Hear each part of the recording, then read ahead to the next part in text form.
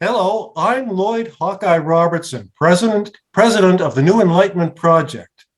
Responding to the critical challenge of our times, namely fragmented and polarized discourse, the New-enlightenment Project provides education on the enduring qualities of reason and compassion which define humanism. We offer a series of webinars and podcasts to further that aim, and today we are pleased to offer an interview with Frances Widdowson. Dr. Widdowson has authored and co-authored a series of books and articles, including Disrobing the Aboriginal Industry, the Deception Behind Indigenous Cultural Preservation, Native Studies and Canadian Political Science, the Implications of Decolonizing the Discipline, and Running the Gauntlet, Challenging the Taboos Obstructing Aboriginal Education Policy Development. Welcome, Dr. Widdowson. Thanks for having me on. Okay, Frances, you've heard the introduction. What is wrong with Indigenous cultural preservation? Surely the maintenance of one's culture is a good thing, in line with Canada's self-definition as a multicultural society. Yes, well, it can be, and often it is. The problem comes when various cultural features, and that's how I like to see culture, is not as a blanket, as you would put it, reified entity, but as a collection of features.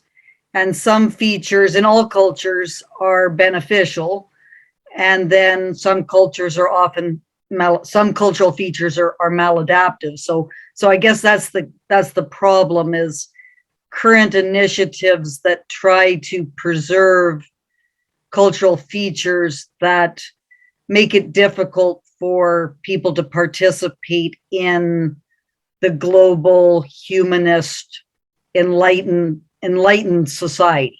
I guess that's sort of the problem. Okay, so you're saying that culture can be, what's the word I should use? Engineered? Is that a good word? Engineered to run counter to, or to make the teaching of enlightenment skills and science and reason to prohibit those skills. Am I on the right drift here? That's correct. And so I think with respect to Indigenous cultural features, it's those features, so not the entire culture, it's just various aspects. Learned behavior, so it has nothing to do with biological characteristics, it's learned behavior, which interfere with either participation in the labor process or integration into a global community politically. So what I would call a species being type of mentality. And then the educational circumstances, which are, sort of irrational beliefs that, is fine. Like, many people hold many irrational beliefs, but it's when they are coming into conflict with sort of rational, scientific, sort of processes which are evidence-based, those sorts of things. So I think that, there are people who are religious who go to church on Sunday, and, that doesn't really interfere with their kind of scientific research that they're engaged with. But when those kinds of irrational beliefs interfere with the ability to reason and to demand evidence for various, perspectives, that's the difficulty. That's when the difficulties arise. It's an expensive difficulty. I read an article last week, I think it was in the Toronto Sun, that $24.5 billion was spent by the Department of Indian Affairs, or the renamed Department of Indian Affairs, in 2021. So I looked up the budget for Indigenous spending in the National Health and Welfare budget, and it came to $11.4 billion. Just adding those two figures together works out to $36,000 per capita for every status Indian in Canada in 1 year. And when you consider that most of the spending is on reserve, and the on reserve population is is half the total population, the per capita spending for the on-reserve population must be well in excess of, I don't know, $50,000 or $250,000 for a family of 5. That's scary. Where is all that money going, Francis?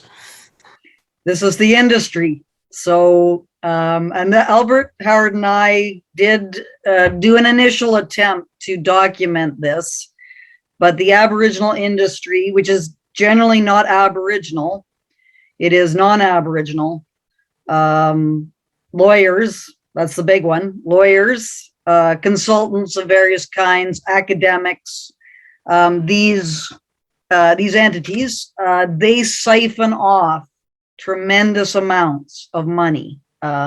It's quite, I think if we did do an in-depth investigation of it, we would be shocked to know the kinds of money which are being spent on, for example, land claims negotiations, those sorts of things, which don't really do anything beneficial.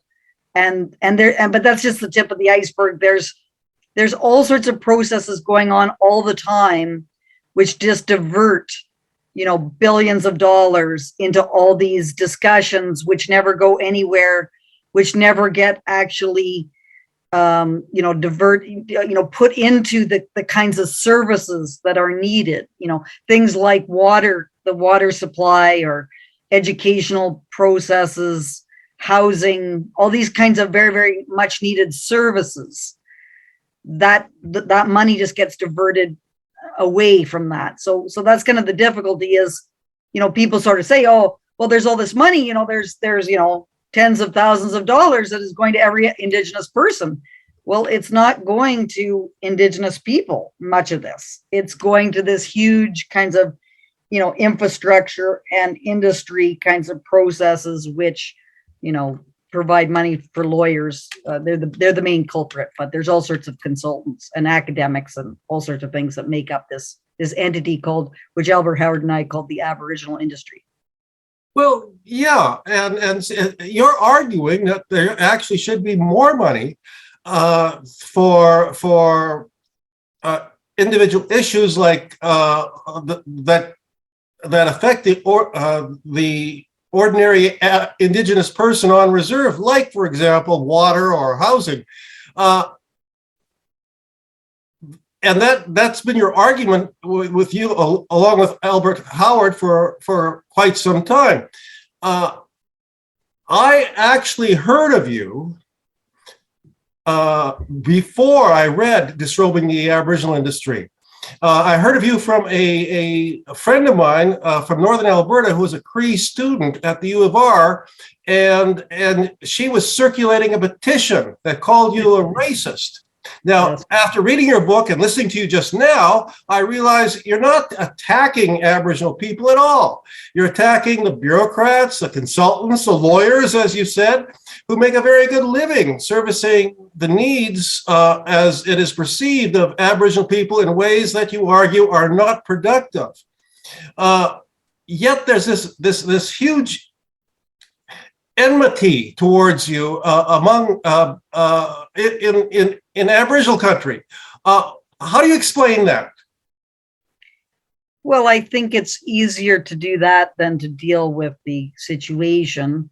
I think there's a few things going on. One is the industry. So the industry is very, very, puts forward very concerted action to discredit people that are a threat to its funds that it's receiving. So that's happened quite a lot.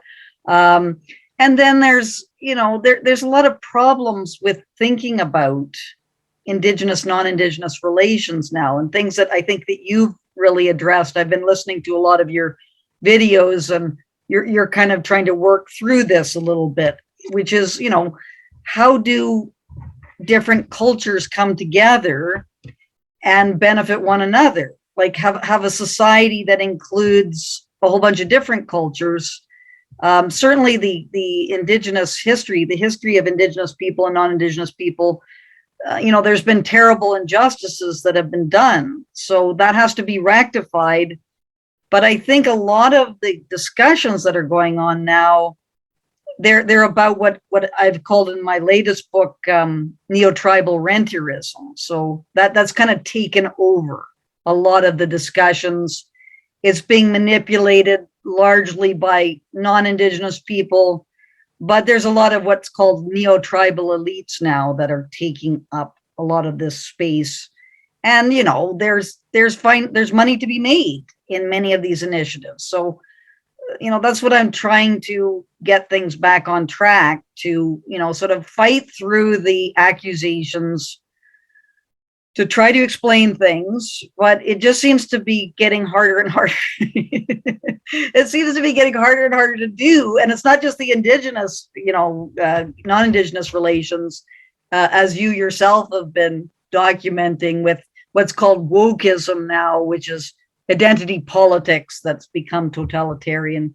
You know, this is now, things are really kind of veering off track into a kind of irrational discussions, which, you know, I thought things a couple of years ago were had a potential to get better.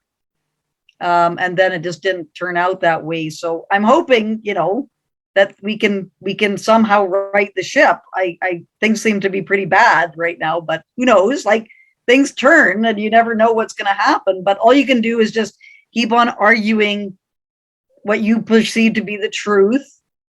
And if you're wrong, which obviously could be wrong in anything that I say here, I'm perfectly willing to, you know, take it back and say, no, that was a mistake and I shouldn't have said that, you know. But that's not really what's happening now, is that it's just a huge battering ram of wokeism, which is just now almost, it's really hard to deal with. Like, it's very, very hard to deal with. But I'm hoping, like, this is this is the best forum ever, as far as I'm concerned.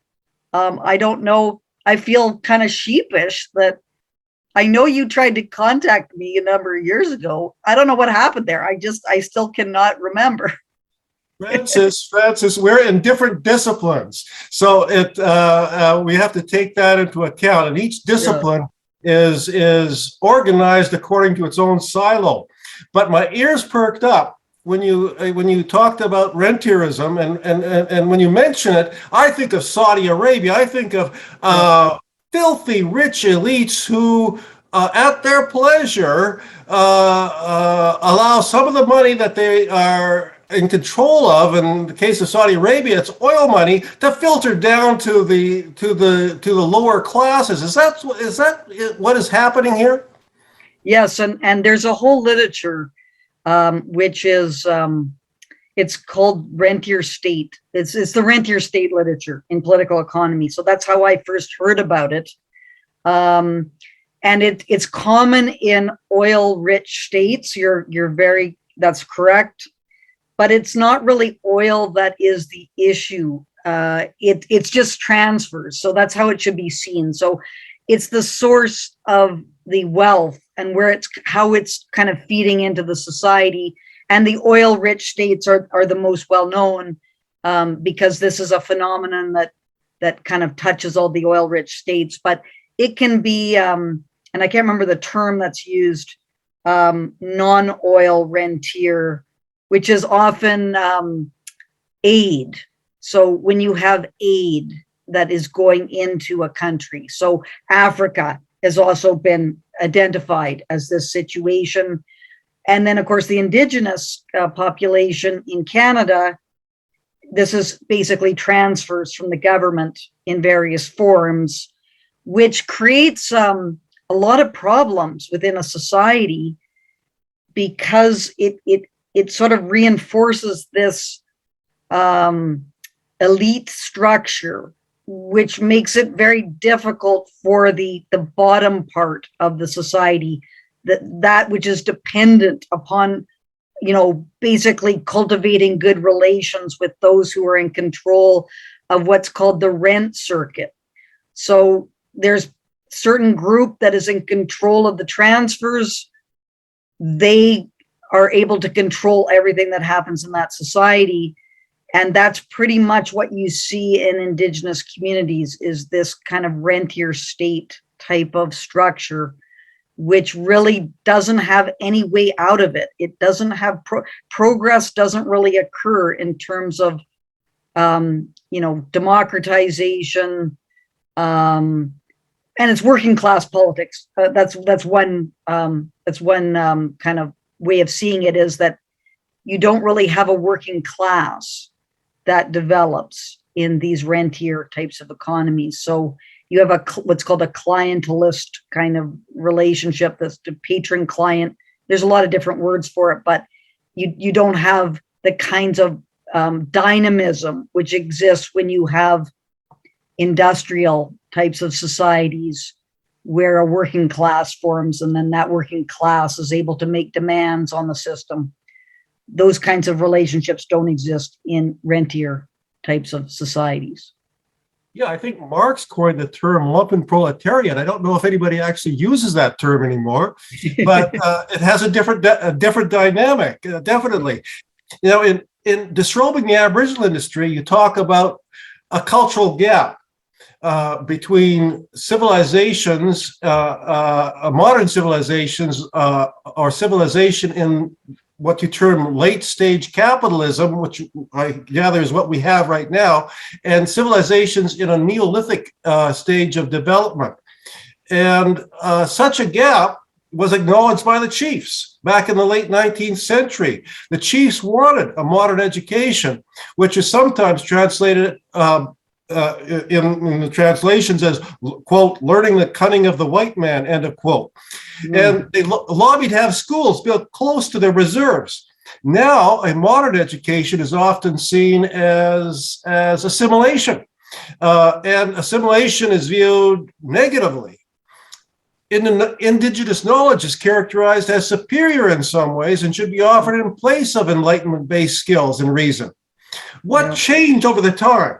At one point, Indigenous people wanted a modern education. Now that has changed. Why is that? Can we blame it on, I don't know, John A. Macdonald, on the Indian residential schools, or what's your take on it?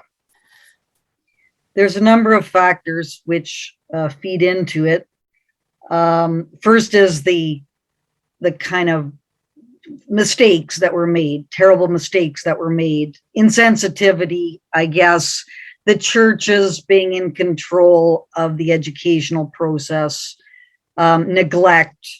So, there was a lot of struggles for resources in early, it still is, but at the time it was scarcity, massive scarcity. So there was a lot of mistakes that were made in the kind of the whole residential school kind of process. And then in the 60s, I guess that's when it really started to, the modern, the Aboriginal industry types of processes started to happen. So in the 50s, that was with, and the early 60s, that was the Hawthorne Report, and it was very much a kind of an integrationist type of model, which I think, had much promise to it. But then there was the legal profession, which started to take hold in the late 60s and the 70s. And that's really where we saw a movement away from integration, sort of the idea, not assimilation, which would be, you have to get rid of all your culture. You have to just melt in. That's got problems with it. But the integration type of model, which is, you keep the parts of the cultural features which are beneficial to adaptation and development, but the ones that are maladaptive just kind of wither away. But then in the 70s, then you started to get the legal profession involved. So it was, instead of development and improving educational levels, it became transfers of money. So as soon as money became involved, the transfer of money, that's when things started to go awry, because you had neotribal elites saying, we don't want, the white man, quote unquote white man, coming and providing the education. We want the funds to be, distributed, and then we'll be the ones who will look after the educational process. And well, that shouldn't really be a problem if there's skills and high educational types of attainment within the Indigenous population. If you have sort of a lower educational level, which does exist in many Indigenous communities, obviously it's not going to be a very high level of education if those are going to be the people that are taking over the system. So I think that's kind of where things started to go wrong, which was instead of focusing on improving the quality of services, which would have been the model, like in fact, you need even higher quality of services in the Indigenous communities because you have all sorts of challenges. It was no, send us the money and then we'll take over the educational system. And then of course, because you don't have the high level of educational attainment, you're going to get things like, uneducated people who are providing various sort of traditional skills, which might not, there's nothing wrong with learning some traditional skills, but the challenge is providing the scientific enlightenment type of education. That's the challenge, is to enable that to occur. And that has not happened. And I hate to think, I haven't really been looking at things in the communities for quite some time now, but I would imagine that the educational systems there are going to be very, very substandard, I would imagine. I haven't looked at it, but I would think with all the discussions that are happening, substandard educational levels, which means, of course, the students that are graduating in the communities, they have a very hard time trying to, get an education in the universities. And then instead of looking at that problem in the universities, we now have indigenization and decolonization in universities, which are now kind of diverting Indigenous students on a substandard educational path. So it's kind of percolating through the entire system, and people aren't really kind of addressing the educational deficits which do exist. Well, by some measures, like standardized testing, education offered Indigenous people has gone down. The standards, as you say, have gone down. But the very tests themselves have been labeled as racist, and that we should not use standardized tests. So I'm still looking at the impetus behind it. Is it related to the noble savage myth that was current in European Romanticism in the 19th century, that civilization is corrupting and that pre-contact peoples were superior in many ways, and we must preserve that? Is that the thinking? It's part of it. So that's always been, Romanticism has always been a kind of a strand of, sort of Western, if we're going to call Western culture. Now it seems to be more of this Wokism that's taken hold. So there's the Indigenous, non-Indigenous relations, which are one kind of part of this, but then there's a wider postmodern relativistic thinking, which started to take hold in the 60s, that got brought into the universities in the late 60s and the early 70s, and then became what was called applied. So applied postmodernism, which is identity politics. And that really attacked the scientific method. So in the 60s, with the relativistic position, that basically said that science is just one way of knowing amongst all sorts of other ways of knowing, equally valid ways of knowing. And the Indigenous, quote unquote, way of knowing is one of these kinds of elements within the system. So I think there is kind of a romanticism with Indigenous people specifically that exists, but then now it's a much wider kind of situation, which includes not only Indigenous people, but also, the non-Western, what would be considered to be non-Western peoples generally. And then you even have, queer studies and things like that. So even, gay people or trans people have some kind of way of knowing, the disabled too. So this is a much larger phenomenon than just the Indigenous ways of knowing. But the Indigenous ways of knowing has a particular kind of currency within Canadian universities and the educational system more generally. Okay, well, you mentioned a couple of times now wokism as an issue, and some of this political correctness directed at or by or with Indigenous groups is part of that, but you broadened the scope to include, in addition to identity politics, there's critical race theory, there is trans activism, there's I came across the term a couple of years ago, fat phobia, and I thought it was a joke. It's not a joke. They're actually teaching that, and so on. Where does this whole wokism? It's not really postmodernism, is it? Because postmodernism involves a deconstruction of grand narratives, and yet certain deconstructions are not allowed. So it's not exactly postmodernism. What is it? Well, it's actually James Lindsay and Helen Pluckrose. So they wrote, I think they have the best kind of treatment of this situation. And this is actually an area that I'm currently investigating, which is, and they maintain postmodernism has developed in 3 stages: deconstructive postmodernism, and then applied postmodernism, and then finally what they call reified postmodernism. So reified postmodernism is what we would call wokism today. So that is a very, very important question, how the deconstructive character of postmodernism turned into its reified form, which is what we've seen, I guess, in the universities anyway, since around 2010. So that's when postmodernism began to take over the machinery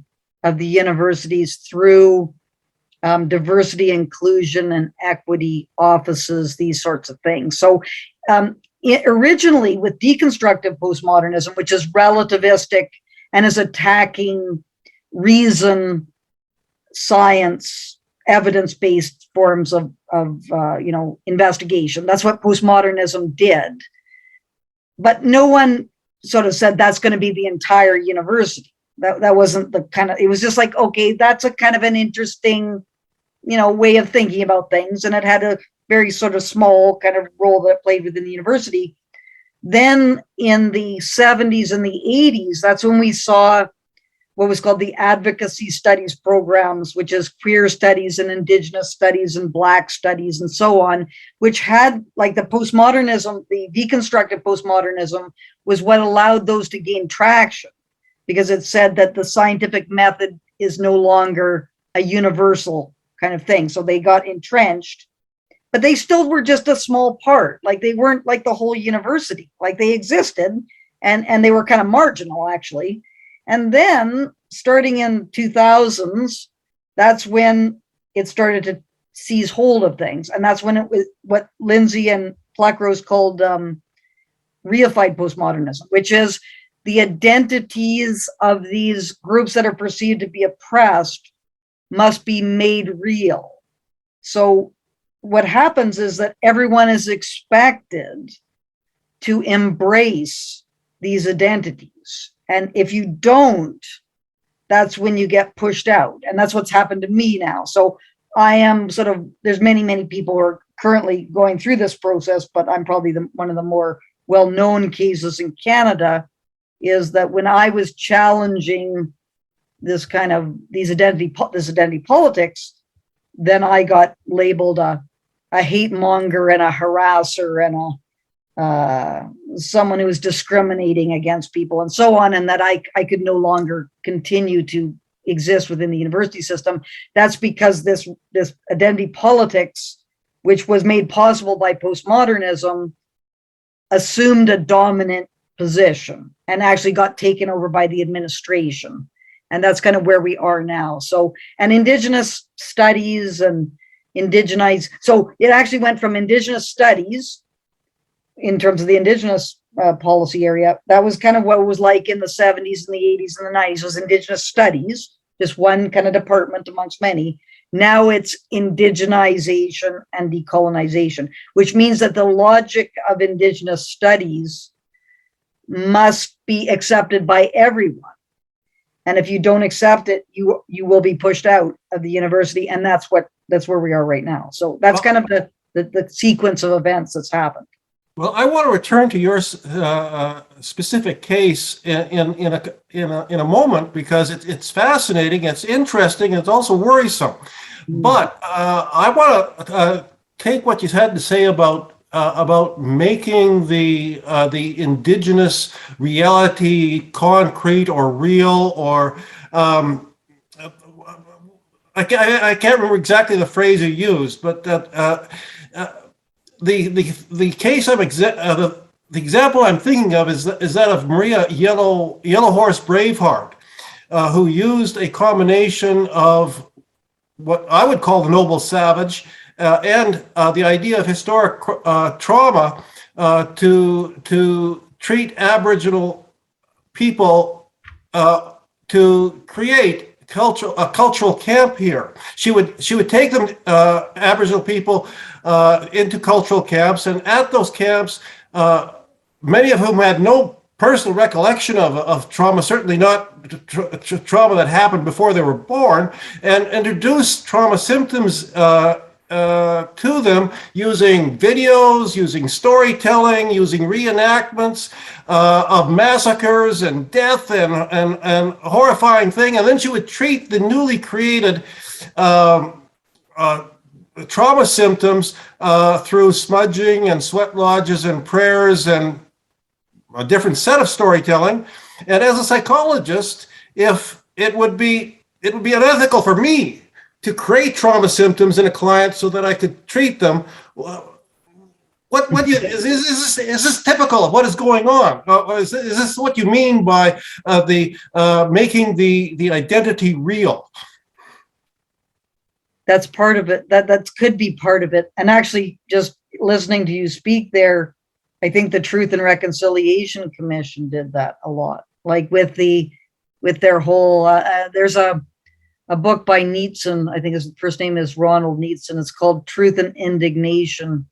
And it has all of the kinds of the sort of the hearings, the public hearings, where there was all this kind of encouragement of sort of feelings of trauma, which then I think started to manifest themselves.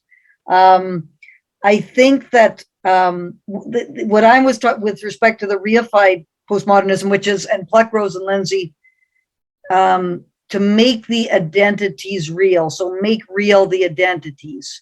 So if the identity is of a traumatized person, it's up to people to accept that and not to challenge that.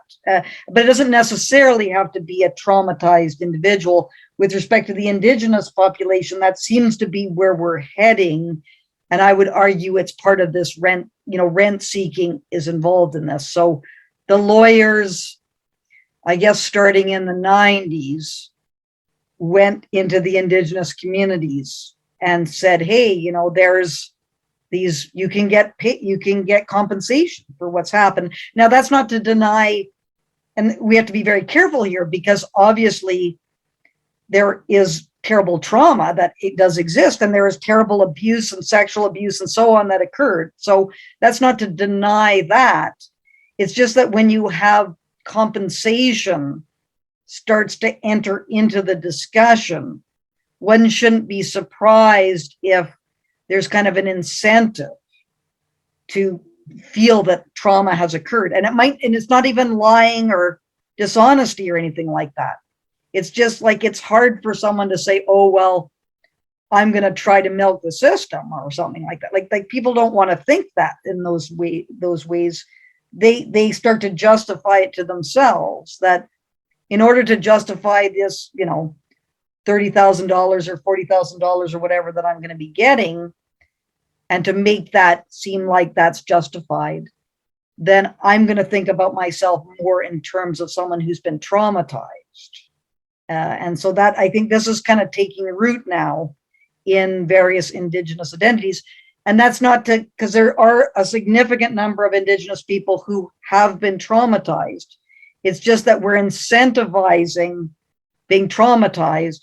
So now it's going to expand and it's going to increase, rather than sort of saying, okay, we have to sort of figure out how to help people to overcome the trauma. That's not really what's happening very much anymore. It's really sort of almost reveling in the trauma. And I think the Truth and Reconciliation Commission, a lot of this that was going on was that kind of process to kind of almost increase its intensity. And so I think that's part of it. But the making real, the reified postmodernism, it can be any sort of feature of an oppressed, an identity which is perceived to be oppressed. And one of the things that's happened a lot, which is not part of the Indigenous file, is the Black Lives Matter movement, which happened in after the George Floyd, that's been existing, but it really took off in 2020 when racism, so accusations of racism became the sort of part of the identity, that you have been experiencing racism. And the idea that, and I've heard this happen many times, where you have like quote unquote white person says, it's not, I have to just believe it. If a Black person says that they've been a victim of racism, I can't question it. I just have to accept that. And of course, that it's true that someone might have been a victim of racism, like that's obviously the case. But now what we're seeing, and I noticed with my own case specifically, people accusing me of being a racist, and I won't accept it unless I have been a racist. But the things that I'm talking about is not because of racism, it's because I think this is what's true. And I'm not going to admit to racism when I don't think that I'm being racist. But there's this kind of like, you must admit it, you must admit it. It's like, no, I'm not I'm not admitting that if I don't think I am a racist. But there's like this really strong kind of compulsion to do it. And I had several instances where that kind of caused a bit of a tantrum amongst people, is that they really wanted me to admit to it, and when I wouldn't admit to it, then got into these large scale kinds of conflicts. But that's another example of the reified postmodernism, is that racism is everywhere, and you just have to believe people when they say this. The Me Too movement is another. The women's, like a woman says that she's been sexually harassed, which she might have been, but she might just be sort of saying that so that she can get various things directed her way. So you have to be, you want to not disbelieve, but to say, I believe you, is you're throwing out the presumption of innocence out of that. So like there's all these kinds of, anyway, that's kind of the wider sort of context for this. Yeah, well, we have a prime minister who once said that different people can have different interpretations of the same event. Of course, he was trying to defend himself against allegations of sexual harassment or sexual contact, actually. Different people can have different interpretations. And what you're saying is that different interpretations are not allowed. And I hear a bit more than that. Is it also true that the definition of racism has changed? Yes. So racism used to mean that you thought a group was inferior because of their biological characteristics. So that was originally what it was. And you could have, anyone could be a racist. So that was sort of the general definition. Now it is, I think it's privilege plus power, or so there's some kind of, so first of all, if you are a quote unquote white person, then you can be racist, but a Black person cannot be racist. So that's kind of another sort of development. So any kind of disagreement with a person of color, a BIPOC person, could be racist. And then there's also a strange intent doesn't matter kind of logic, which is feeding into this now, which is something I discovered. And that's part of what my whole situation is, that I was defending the journalist Wendy Mesley, who had her career ended because she referred to a book title, Pierre Valiere's book title. And people said to me, and I was just saying, look, there's nothing wrong with saying a book title.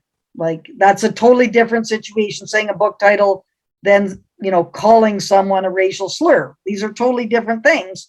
And people would just say, nope, you're a racist for referring to this book title. And intent doesn't matter. So it's like, well, racism, I think, you have to have some intent of thinking a group is inferior and should be deprived of rights. So that's the other thing about racism, is that you are arguing that this group is inferior because of their race. They should have fewer rights than other people because of their race. That was generally historically what the definition of racism was. And now it's, if any sort of BIPOC person, Black, Indigenous, person of color, disagrees with what you say and they don't like it, then that can be just, they can level this charge of racism at you. And most people just go, oh, like whenever they get into these kinds of discussions, they'll just kind of try and, abstract, get away from the conversation, because they don't really want to enter into it. But, I really want to sort these things out. Like, I don't think this is helpful at all for people to have this kind of lack of certainty over things. And, Thomas Sowell, who's he's a academic, economist, I believe, Black economist in the United States. He coined the term race hustling, which I think has a lot of truth to it, which is, people kind of use it. They use accusations of racism to get, various concessions off the system. And I think, we have to really kind of face that head on.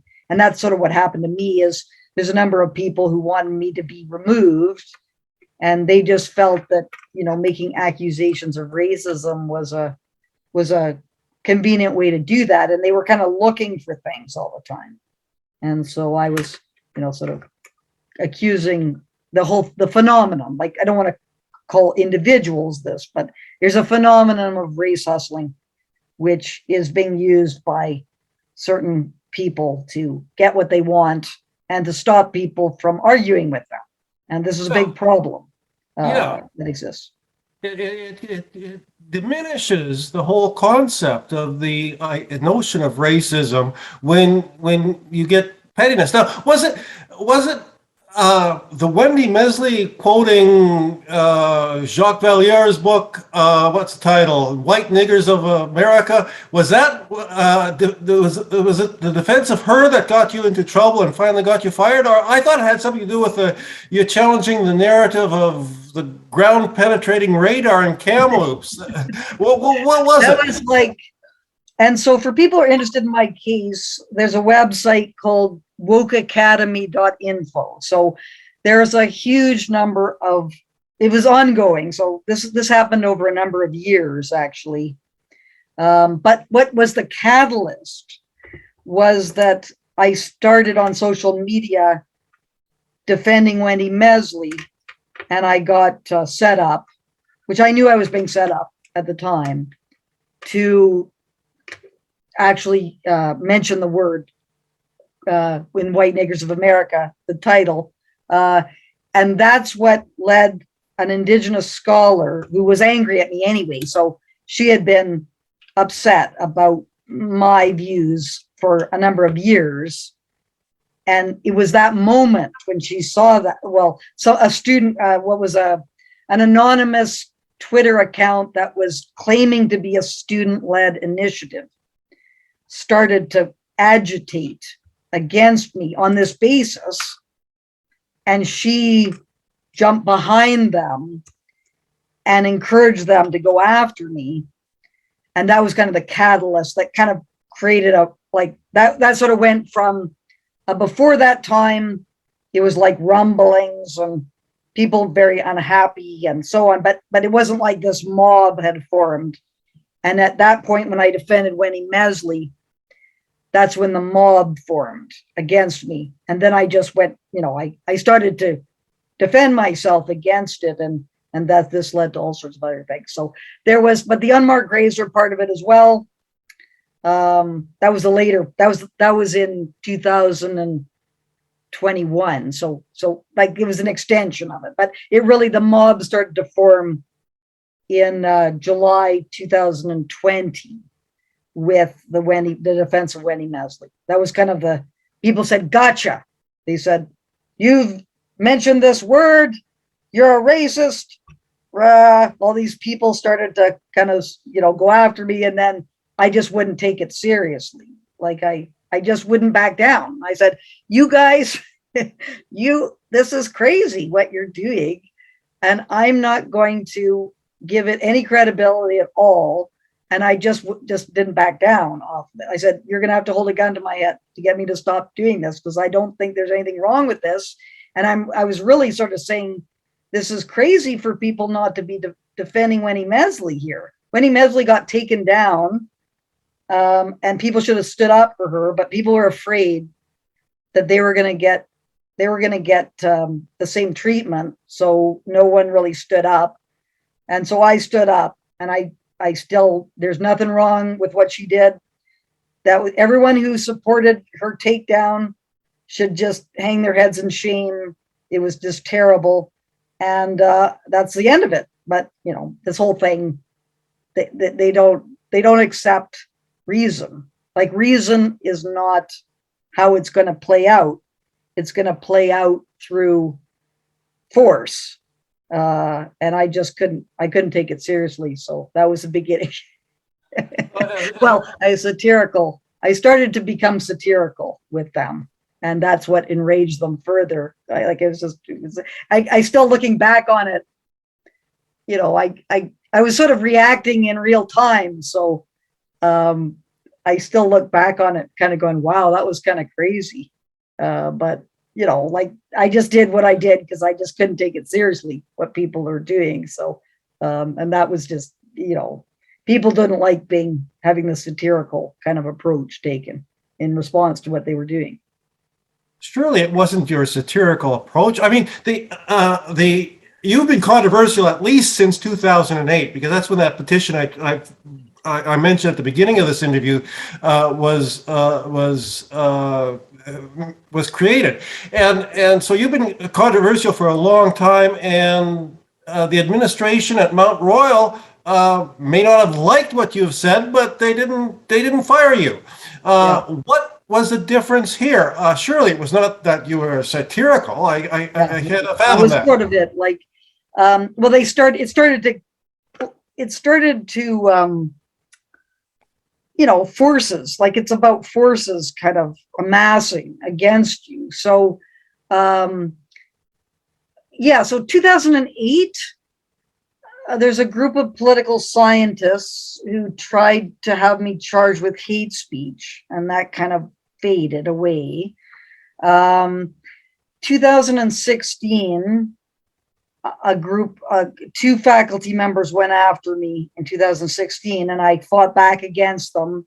And then there was kind of, sort of yearly dust-ups that were happening, but it was really only when I started the satirical approach that Mount Royal really, they didn't like that. Like, they were saying that was harassment for me to be satirizing attempts to get me fired. So people were all trying to get me fired, and I wasn't taking it seriously, largely because I had been defamed on social media by my colleagues since 2016. So I thought that fairness would make them look at how I had been treated since 2016.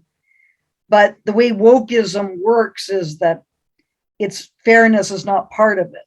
It's all about this intersectional positionality. And this Indigenous scholar was claiming that I was harassing her, even though she was trying to get me fired. I was satirizing her attempts to get me fired. And that enraged this mob. And then the students became involved in the whole thing as well. And I never interacted with students at all. Like I always stayed away from the students. But this anonymous group that was claiming to be a student-led initiative, that was kind of being claimed that I was kind of mocking students when it was just this anonymous Twitter account that was trying to get me fired. So I sort of had an idea that fairness would prevail in the whole discussions, but it was, Mount Royalists was seeing it becoming more and more unviable. They called it unviable. And I was saying, I think everything's fine. Like, it's true that things are, a bit testy and so on, but this is just social media kind of nonsense. That's got nothing to do with what I do at work. Like, I don't behave that way at work at all. I'm very, very straightforward and rational and so on. But the whole thing became this big tangled mess. And because Mount Royal is becoming more and more autocratic, so it doesn't have the procedures to deal with any of these conflicts, it just decided to pull the trigger and fire me. But there's going to be, I have a lot of documentation. I have, since 2016, I've been keeping records of everything. So in the arbitration process, these records are all going to become public, or at least that's my hope, is that the records become public. And then we can have, we can sort of see how wokeism is not a way to run a university. And the case I like to use, which the viewers might want to take a look at, Evergreen State College in the United States. Benjamin Boyce, who's a podcaster, he did, it's a 24 episode documentary on Evergreen State College. That was an extreme case, but wokeism basically took over the university and destroyed that institution, completely destroyed it, because they didn't have any academic concerns anymore. Like, it was no longer academic, and it was no longer Enlightenment values that were part of it. It was just pure, this intersectional hierarchy of identity politics, and people saying, well, I'm a BIPOC person, therefore I get to tell you what to do. And that's not, we can't have that be the way our institutions run. We can certainly listen to people who say things are unfair, they haven't gotten the right opportunities, there's discrimination of various kinds that need to be rectified. That all can be listened to and changed. But you can't expect people to have, well, I was historically oppressed, so now I get to oppress you. Like that's kind of almost the mentality. It's like, no, that's not going to work. We got to figure out a way to have an equal society where everyone has their needs met, and like that kind of humanistic Enlightenment type of mentality. Like, that's the future, but we've just gotten sidetracked into this horrible kind of identity politics way of thinking about things, which is not going to work out well at all. And Evergreen is a very good case, because it's just horrible what happened there, and it hasn't recovered. And they tried to get a president. They tried to hire a president. I guess it was this year or last year. No one wants to go there. Okay. Well, I hear you saying that perhaps Mount Royal is headed in the same direction. Yeah. But when you mentioned that you were accused of harassment, Yeah. I thought immediately of James Lindsay, whom you've quoted earlier. He coined the phrase "the iron law of woke projection." That is, they will accuse people, you specifically, of doing exactly what they are doing. Yeah, And well, that was obvious. Like this Indigenous scholar, she encouraged the student group to go after me and to try and get me fired. She did that, and then once she did that, so I because I had been letting the administration know about all these attempts to make a poisonous work environment for me since 2016, and they'd done nothing about it.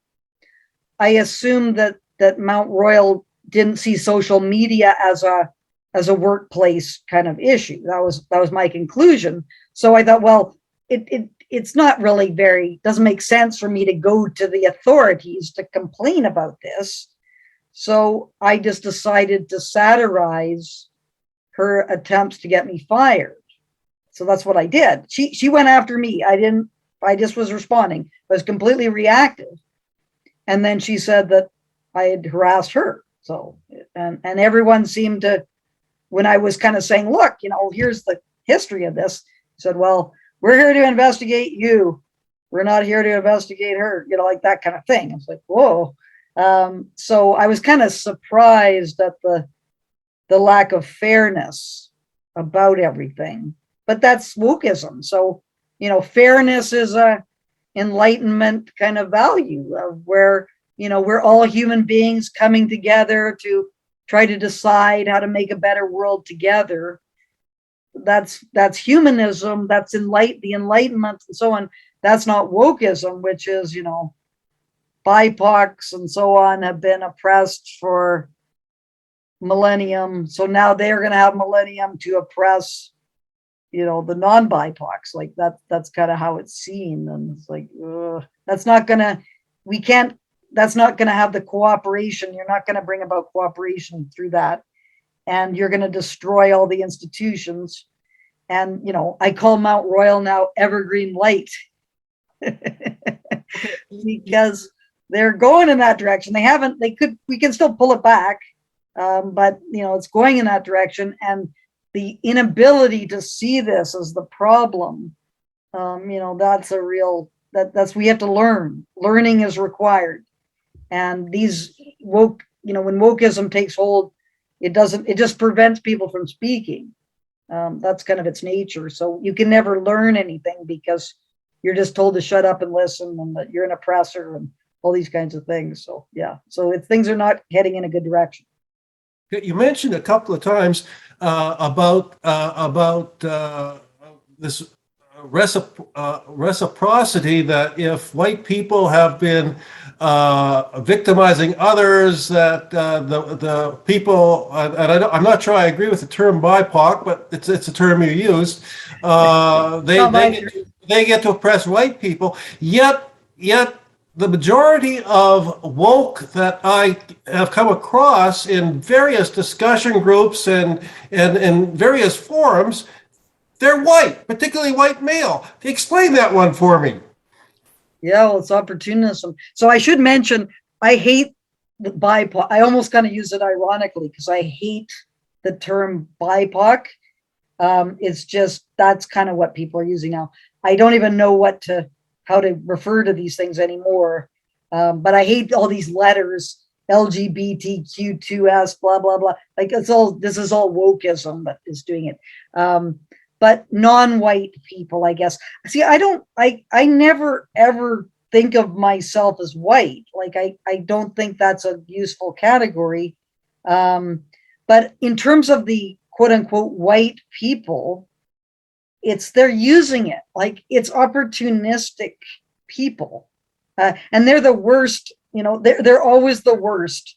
The highly if we're going to think in those terms, the highly privileged people who are white and male and so on, they are the worst totalitarians of them all. And that's why I feel sort of sorry for this Indigenous scholar who went after me. It wasn't really her. Like she wasn't the one doing it. She was being encouraged by a whole bunch of quote unquote white people who were saying, oh yes, you should really go after Frances Widdowson, you should do this. They were encouraging her to do that. And but unfortunately, since she's the one who went after me, you know, she was the face that I had to respond to. So I don't think she was really responsible. I think it was this kind of group, this kind of woke, white woke people, what I call brave white saviors. That was my my satirical thing, calling them brave white saviors, which is sort of how they see themselves, but they use it themselves as a way to get ahead in the system. But of course, it's very unstable because they could be under the thumb tomorrow. But they are trying to surround themselves with a bunch of, non-white, various identity categories so that they can sort of shield themselves from whatever criticism. And they have to be particularly militant to show that they've overcome their whiteness. Yeah, it's very strange. And the most bizarre is you have Indigenous people who, for example, at our university, there was an Indigenous scholar who was saying that the residential schools had some benefits. And these brave white saviors went after her and encouraged a student to do the same thing to her. And I was going, because I assumed that the reason why I was being attacked was, partially because I was not Indigenous. But it turned out it really didn't matter whether I was Indigenous or non-Indigenous. It was my perspective, which was seen as being a threat to the whole kind of woke kind of pyramid or whatever's going on there. But it's a fascinating subject, which has a lot of complexity. And I'm currently, I have a manuscript called The Woke Academy that I just got sidetracked on because of all the troubles, but it's trying to kind of grapple with some of the causal factors that have led this to happen, and as a way to out of it, which is Pluckrose and Lindsay suggest secularism, like treating it as a religion. So if you believe in critical race theory or whatever, that's your belief. You can believe that, but you can't expect the institution to have that as an official position. So that's kind of one possibility as to, how to get out of it, is that, we need to kind of wrestle back the institutions away from this kind of religious, dogmatic type of orientation, which has taken hold. But that's another kind of matter as to how to deal with it. But right now it's on the move. And I'm hoping my case, I'm not going to give in on it. I will not. Well, so far your union is standing behind you, isn't it? Well, it's got some problems. It's captured. It's been captured by Wokism. They're taking the grievances forward to arbitration. So there's 10 grievances going forward, which was, partially through a shepherding process of the union to get the procedure. There's a lot of procedural problems. I've heard, this hasn't been confirmed, that the Canadian Association of University Teachers is going to be taking it on as well. And that's going to be, and I think it's going to happen. I've been told it will, but it hasn't been confirmed, but that's what I've heard. If that happens, that's a serious improvement, because it's a national, my case is a national case. It's if my case is not won,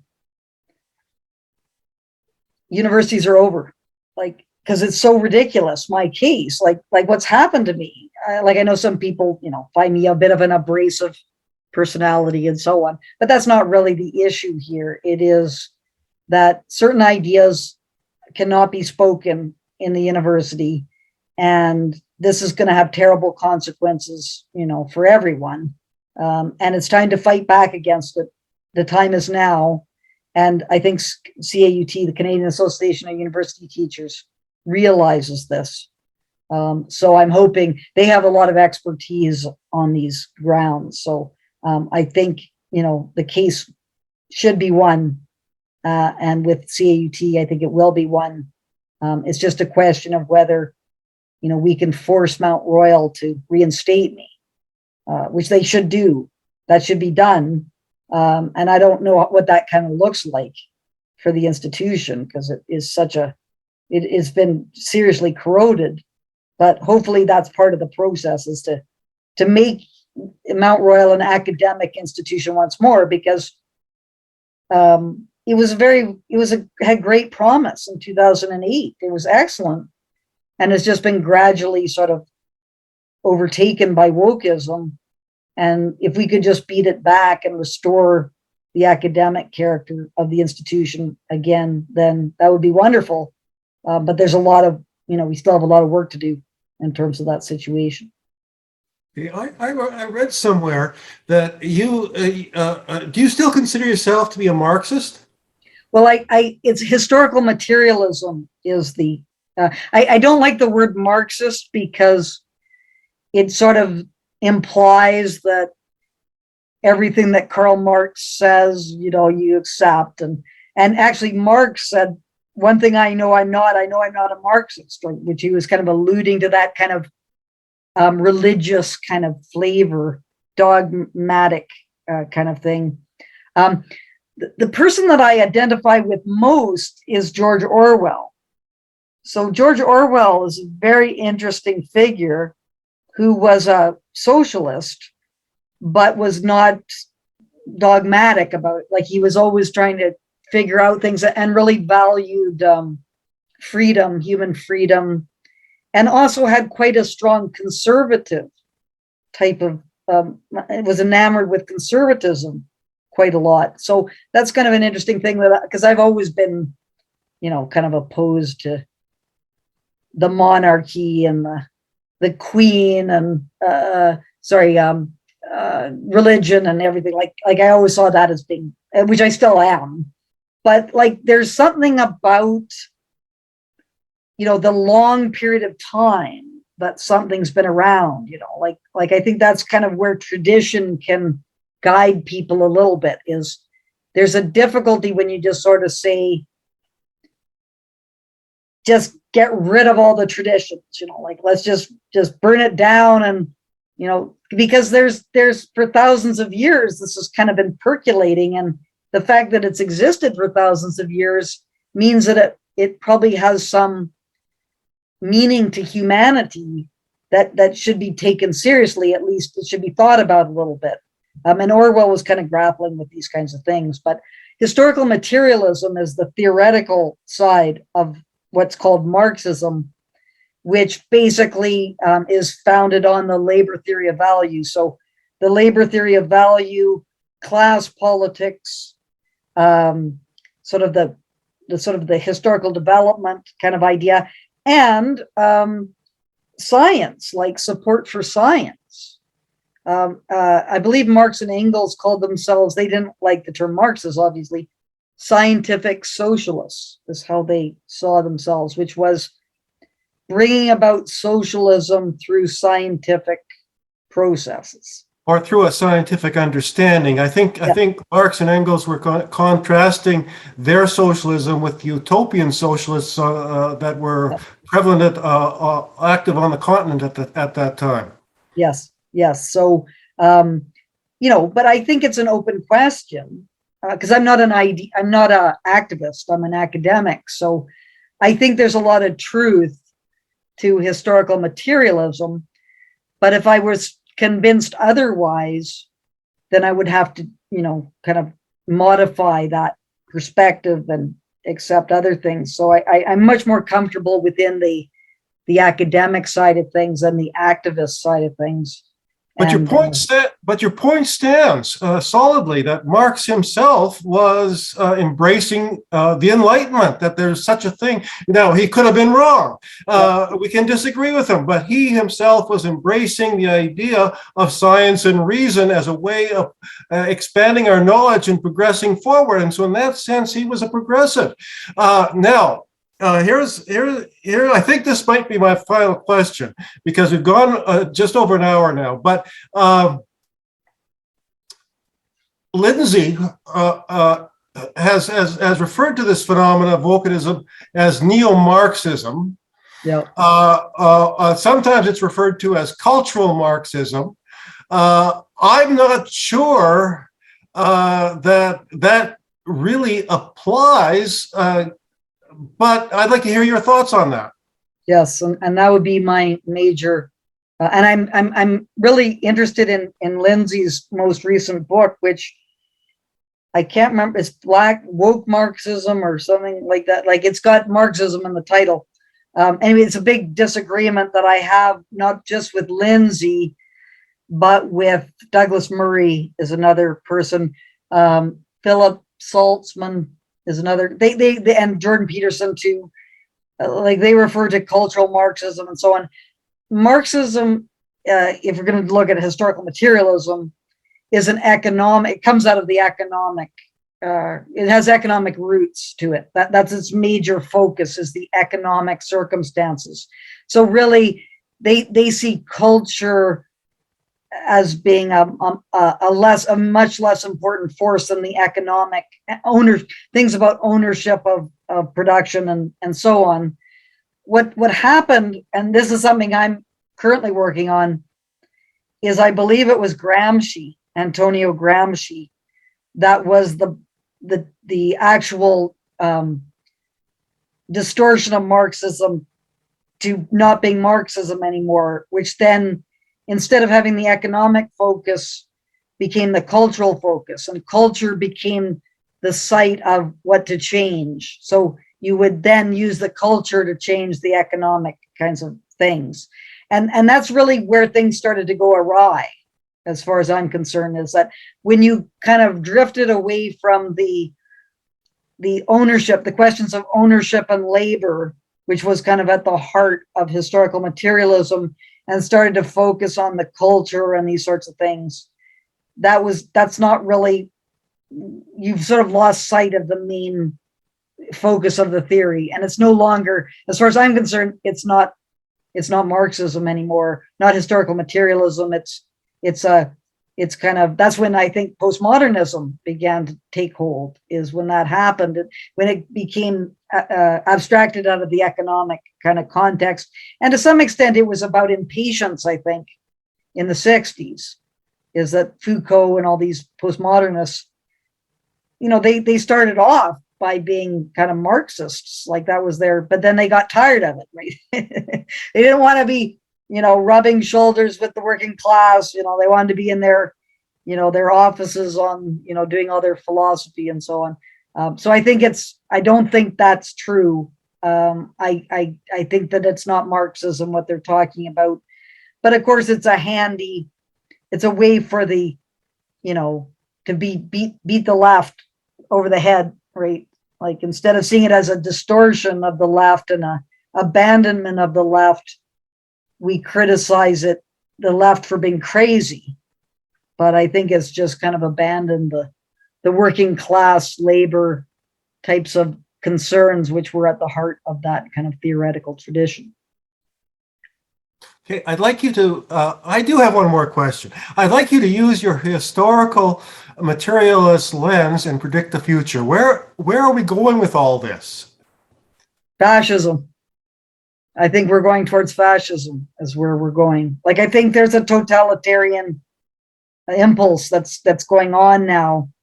And this is why I think we're at a really important time now, is we need to restore open inquiry. That's being lost. Terror, and that the terrible things are going to happen if we can't kind of beat back this this totalitarian impulse. That's going to be, it's going to be a terrible period of human history. My hope is that, by sounding the alarm, we can kind of restore the open inquiry kind of aspect, and then the actual debate can occur, which really got sidetracked with postmodernism, which is between liberals and historical materialists. Like that's really the key debate, which is, is capitalism the end of history or not? Or is socialism the next stage? That all got kind of sidetracked by all this kind of, relativistic stuff. And then the Wokism where, class really got downgraded and we had all these, gender and sexuality and race and so on kind of took over. But once we get the open inquiry restored, then we have a hope of trying to figure it out, what's going on. If we can't restore the open inquiry, we're going to have this totalitarian kind of thing begin to take hold. And that's when we'll see a real fascistic kind of assertion start to happen. So that's my hope, is that we can restore open inquiry and then try and figure things out, which is very unclear now, is quite murky now as to what should be done about things. Well, certainly if we don't try, we know what the result will be. So we've got to keep trying. Yes. Thank you, Frances Widdowson. It's been a marvelous discussion. Yes. Thank you, Lloyd. I really appreciate you inviting me on. The New-enlightenment project is committed to increasing civil discussion of difficult and controversial topics, and we offer a series of podcasts to further that aim. You can visit our websites at nep-humanism.ca to browse our blog or to become a member or make a donation. We are also on Facebook. You can catch our podcasts and webinars at YouTube at nep-humanism.ca. Thank you for listening and being part of this discussion.